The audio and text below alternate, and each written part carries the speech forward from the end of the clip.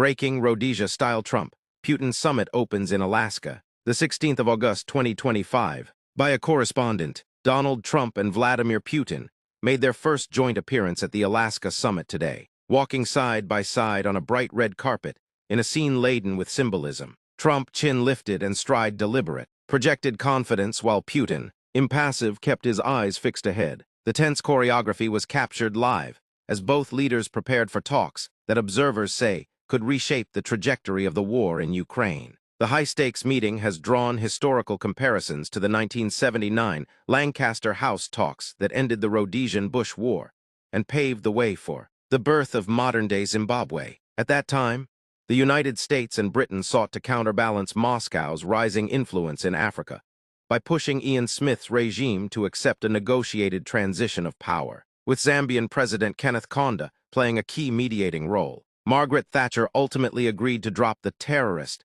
designation for liberation fighters to secure a settlement that halted Soviet gains on the continent. Analysts note that Rhodesia's role in global agriculture at the time bears similarities to Ukraine's position in today's grain trade, making the stakes of the Alaska talks both economic and geopolitical. Trump, returning to the international stage with what aides describe as iron resolve, has vowed to deliver a swift and decisive resolution to the conflict. Putin, meanwhile, is widely expected to press for territorial concessions, setting the stage for potentially fraught bargaining. Diplomatic insiders suggest the talks could hinge on the scale of land Russia demands, and whether Trump can broker terms that Kyiv would be prepared to accept. For now, the unanswered question hangs over Alaska.